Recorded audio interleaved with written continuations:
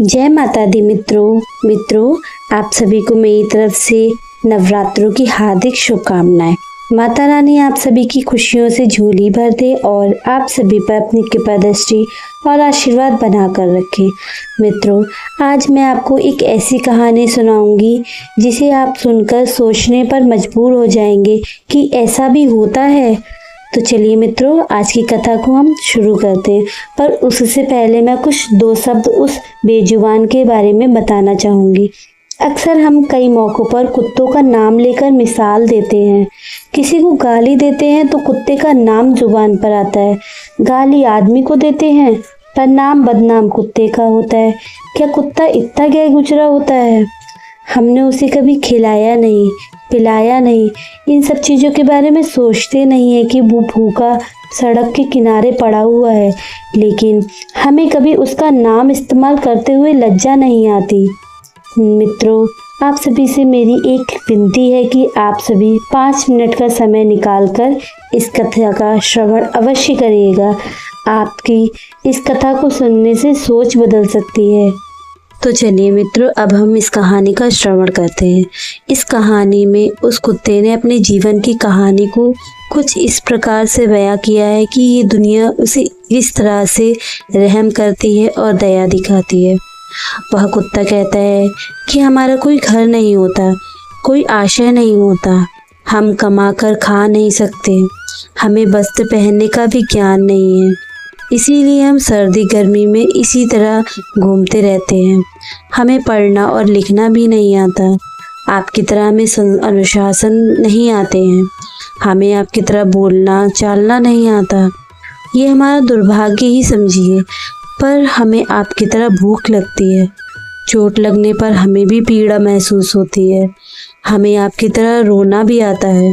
बस हम इन 3 कामों में ही आपकी तरह बराबरी कर सकते हैं, इसलिए हम पर दया कीजिए, हमें और कष्ट मत दीजिए।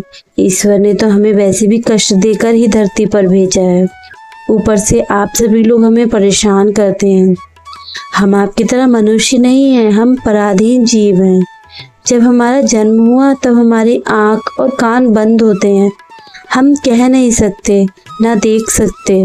उस समय आपके जन्म की तरह हमारे जन्म पर भी नाच गाना होता है, बाजे बजते हैं, खुशियाँ मनाई जाती हैं। हमें नहीं पता, हम सब यही सोचते हैं कि आपकी तरह हमारे भी जन्म पर खुशियाँ मनाई होगी। हम जिस बिछौने पर सोते थे वो रुई की भान गर्म तो थी, सर्दी बिल्कुल नहीं लगती थी। मैं मन में सोचता था कि किसी बड़े घर में मैं पैदा हुआ हूँ, लेकिन जब हमारी आँख खुली तो मैंने देखा कि हमारी माँ, जिसे आप लोग कुतिया बोलते हैं, वो अपने 4 बच्चों को छाती से लिपटाकर एक बाहर पड़ी हुई राख पर लेटी थी। हम 4 भाई थे, बाकी 3 भाई का कलर लाल और भूरा था, मैं अकेला काला था। सबसे छोटा था मैं, इसलिए थोड़ा कमज़ोर हुआ था। मेरी माँ हम लोगों के पास जब जब आती थी, क्योंकि उस एक पर हम 4 निर्भर थे, वे बेचारी अपने भोजन के लिए इधर उधर दौड़ती रहती थी। कभी भोजन मिल पाता था, कभी नहीं मिलता, लेकिन वो हमेशा हम चारों का बड़ा ख्याल रखती थी। आखिर माँ जो थी वो रात भर जागकर गांव की रखवाली करती। मजाल था कि कोई अनजान आदमी बुरी नज़र से हमारे गांव को देख ले। हमारी माँ के डर के आगे गांव में कोई नहीं आता था। गांव के किसी किसान के खेत में कोई सांड या नीलगाय फसल खाने आती तो हमारी माँ उसे दौड़कर भगा देती। गांव वालों के लिए इतना सब करने के बाद भी कोई हमारी माँ को स्वच्छता से भोजन नहीं देता था। उसके लिए उसे मजबूर होकर छीनना झपटना पड़ता था। कई बार तो लोग उसे लाठी डंडों से मारकर भगा देते थे। बेचारी दिन भर भूखी रहकर हम पेट की आग से जलती रहती। आखिर भूख तो हमें आपकी तरह ही लगती है ना। ऊपर से उसे अपने 4 बच्चों की भी चिंता लगी रहती थी। आखिर माँ जो थी, जब भूख उसे चैन से बैठने नहीं देती और गांव वालों का भी उसे देखकर हृदय नहीं पसीजता, तो वो बेबस होकर उस लोगों के घरों में चोरी करने के लिए चले जाती और खाने की जब कोई चीज़ मिलती तो उसे खाकर अपने पेट की आग बुझा लेती।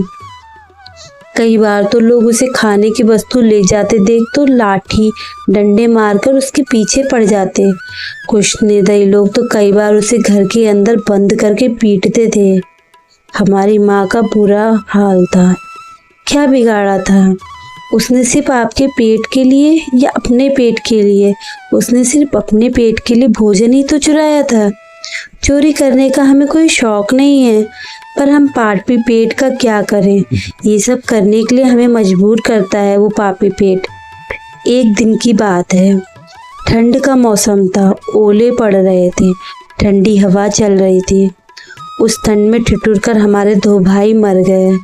उस दिन हमारी माँ बहुत रोई, लेकिन मनुष्य हमारी पीड़ा क्या समझेगा? उसके बच्चे थोड़ी मरे हैं। अब हम सिर्फ 2 भाई रह गए। हमारी माँ हम दोनों को अच्छे से देखभाल करती थी। एक दिन उसी गांव में एक बनिए के घर पर दावत चल रही थी। पूड़ियाँ बन रही थी। बनिए के घर पर काफ़ी मेहमान आए हुए थे। हमारी माँ कुछ खाने की तलाश में बार बार इधर उधर जाती, लेकिन लोग उसे धुतकार कर भगा देते। किसी को उस पर इतना तरस नहीं आता कि उसे एक पूड़ी फेंक के दे दे।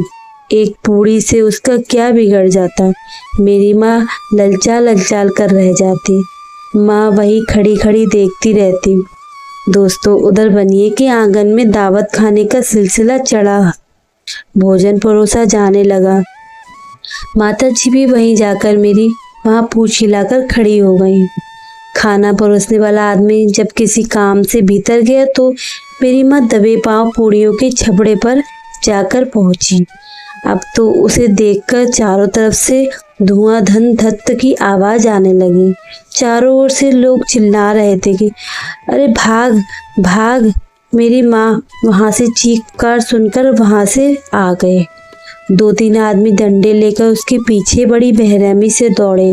मेरी माँ वहां से घबराकर भागी, मगर उसे वहां से निकलने का कोई रास्ता ना मिला, क्योंकि सामने से लोग डंडा लेकर खड़े थे।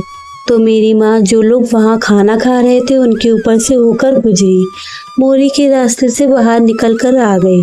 मेरी माँ वहां निकलने पर इतनी हैरान ना थी जितना उन लोगों को देखकर हुई। जो वहां पर दावत खा रहे थे वे सब कर उठकर खड़े हो गए। उन्होंने भोजन करना छोड़ दिया। कह रहे थे कि कुत्ते ने लांग दिया भोजन को, भोजन भ्रष्ट हो गया। सब एक दूसरे से विचार कर रहे थे कि अब क्या किया जाए। खाना तो सब खराब हो गया। बेचारा बनिया फुट फुट कर रोने लगा। कुछ लोग तो ये भी कह रहे थे कि कुतिया के लांगने से भोजन खराब कैसे हो गया? उसने खाने में या पतलों में मुंह थोड़ी डाला, सिर्फ ऊपर से निकली ही तो है। लेकिन उनमें कुछ लोग बड़े घरों के ताल्लुक रखे थे, तो उन्होंने भी एक ना सुनी और ना उनकी चलने दी, और कह रहे थे कि भोजन तो भ्रष्ट हो ही गया है, ये हमारे खाने के लायक ना रहा। आखिरकार उनकी बात मानी गई। अब तो वो सारा भोजन गरीबों में बांट दिया गया। उस दिन तो मेरी माँ को खूब भरपेट खाना मिला, और ऐसा सुख उसने जीवन में पहली बार नहीं देखा, आज पहली बार देखा है। उसने ऐसे भरपेट खाना भी पहली बार ही खाया है, लेकिन वो सुख उसके लिए बड़ी मुसीबत बन गया। वो भोजन करके वहाँ आराम से लेटी थी, लेकिन उतने में ही वो बनिया डंडा लेकर वहाँ आ पहुँचा और उसे पूरी तरह पीटने लगा। उसे बाहर से भागने का कोई अवसर ना मिला। डंडों की चोट से वो बुरी तरह चिल्लाने लगे। माँ का बिलाप सुनकर पत्थर भी पसीज जाता है, पर उस निर्दयी को उस पर जरा सी दया न आई। वो उसे कठोर पूर्वक पीटता रहा। माँ का वो आह का शोर पूरे गांव में सुनाई दे रहा था। तब कुछ लोग आए और उसे समझाकर बोले, भाई जाने दो, भूख में तो आदमी की भी बुद्धि भ्रष्ट हो जाती है। फिर वो तो एक पशु है, उसे अच्छे बुरे का क्या ज्ञान। जो होना था हो गया। लोगों के समझाने के बाद उसने मेरी माँ को पीटना बंद कर दिया। माँ ने आकर सारी कहानी हम दोनों भाइयों को सुनाई। हमने सोचा कितना कष्ट भरा दिन है मेरी माँ के लिए। हमारे कुत्तों का जीवन आदमी एक रोटी के टुकड़े के बदले इस तरह से निकालता है। एक चोर की भी जितना पिटाई नहीं होती जितनी मेरी माँ की हुई है। धिक्कार है ऐसे लोगों से जो लोगों की पीड़ा को ना समझते हों। एक दिन की बात है और बताऊं मैं आपको। गांव में एक बाहर का मुसाफिर आकर ठहरा हुआ था। उसने अपने भोजन के लिए एक जगह चूल्हा बनाया और उस पर दाल बनाने को रख दी। उसके बाद उसने आटा गूंद कर वहां रख दिया।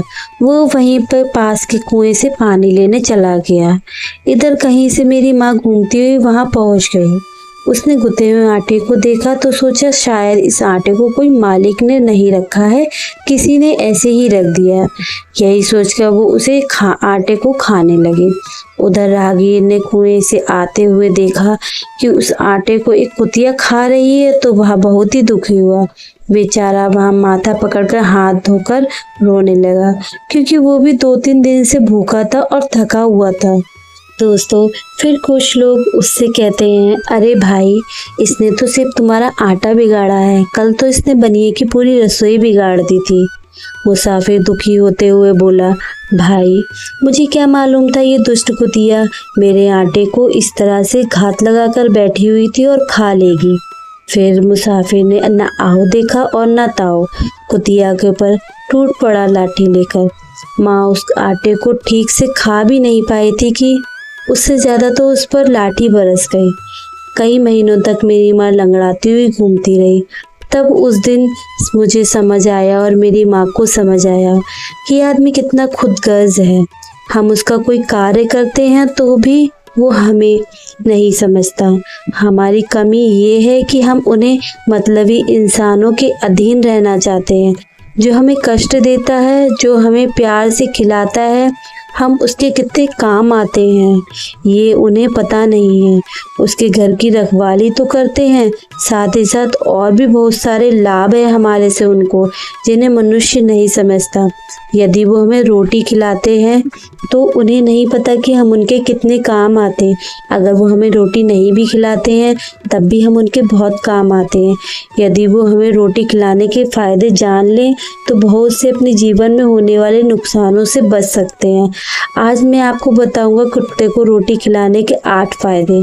मनुष्य को पता नहीं है, मगर मैं आपको बताऊंगा कि जब कभी भी घर में रोटी बनाई जाती है तो सबसे पहली रोटी गाय को निकाली जाती है और फिर पिछली रोटी कुत्ते को। ऐसा ही महापुरुषों ने विधान बनाया है, लेकिन भगवान की बनाए उस विधान को भूलकर मनुष्य अगली और पिछली रोटी स्वयं ही खा जाता है। इसका प्रभाव जीवन पर बहुत बुरा पड़ता है उसके। तो आइए जानते हैं कुत्ते को रोटी खिलाने के कुछ फायदे। मित्रों, कुत्ता वह आगे कहता है कि कुत्ता वो प्राणी है जिसको रोटी खिलाने से मनुष्य के जीवन में पड़ने वाले ग्रहों के दोष दूर हो जाते हैं। पहला फायदा है कुत्ते को रोटी खिलाने से शनि का नकारात्मक प्रभाव नहीं पड़ता। शनि ग्रह जब अपनी कुदृष्टि डालता है तो आदमी बर्बाद हो जाता है। जिस आदमी पर उनकी महादशा का आरंभ होता है तो बने बनाए काम भी बिगड़ने लगते हैं। वो आर्थिक तंगी का शिकार हो जाता है। उस स्थिति में आदमी यदि कुत्ते को रोटी खिलाता है तो उस पर शनि का कुप्रभाव कम हो जाता है। नंबर 2 कि कुत्ते को रोटी खिलाने से भाग्य आपके पक्ष में हो जाता है। आपके घर के अंदर नकारात्मक ऊर्जा जो होती है वो नष्ट हो जाती है। नंबर 3 कुत्ते को रोटी खिलाने से माता लक्ष्मी भी प्रसन्न होती है और आपके घर में धन दौलत की कभी कमी नहीं करने देती। नंबर 4 कुत्ते को रोटी खिलाने से आपके ऊपर कर्ज नहीं चढ़ता और जो पहले से आप कर्जदार हैं उससे भी मुक्ति मिल जाती है। दोस्तों, नंबर 5 कुत्ते को सुबह शाम भोजन देने से आपका व्यापार बहुत अच्छे से चलने लगता है। नंबर 6 आप कर्ज से मुक्त हो जाते हैं। नंबर 7 अटका हुआ धन आपको वापस मिल जाता है। और नंबर 8 कुत्ते को रोटी खिलाने से भगवान प्रसन्न होते हैं, क्योंकि भगवान को समस्त जीवों की, समस्त प्राणियों की चिंता रहती है और जो समस्त जीवों पर दया दिखाता है उस पर भगवान हमेशा प्रसन्न रहते हैं। भगवान की कृपा उस पर सदैव बना रहती है। जो इन मूक पशुओं पर दया दिखाता है और इसके विपरीत कुत्ते को मार के पीटने वाला मनुष्य दरिद्रता को जाता है, और जो मनुष्य पशुओं पर दया दिखाता है वह हमेशा कृपा का भागी होता है भगवान के। आपका भला ही कुत्ते नुकसान कर दे फिर भी उसे मारना नहीं चाहिए। कहते हैं कुत्ता जब रोता है तो अपशकुन होता है, कोई संकट आता है, किसी की मृत्यु होती है, इसलिए कुत्ते को कभी नहीं रुलाना चाहिए। जो बीमार कुत्ते का, घायल कुत्ते का इलाज करवाता है उस पर अश्विन कुमार सदैव प्रसन्न रहते हैं। वो मनुष्य सदैव निरोगी बना रहता है। दर्शक बंधु, मैं आपसे उम्मीद करती हूँ कि ये कहानी आप सभी को अच्छी लगी हो, और अगर आपको मेरी यह कहानी अच्छी लगी हो तो कृपया करके कमेंट बॉक्स में जय माता दी अवश्य लिखिएगा, और अगर मुझसे कोई भूल चूक हुई हो तो कमेंट बॉक्स में उस चीज़ को भी बताइएगा, ताकि मैं अपनी अगली आने वाली वीडियो में उस गलती को ना करूँ।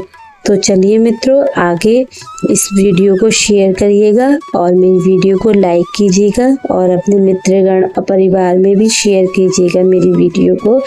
आपसे अगली वीडियो में एक और चर्चा के साथ मिलेंगे। जय श्री राधे कृष्ण, जय माता दी, हर हर महादेव, शिव शंभु। आप सभी का दिन शुभ और रात्रि मंगलमय हो।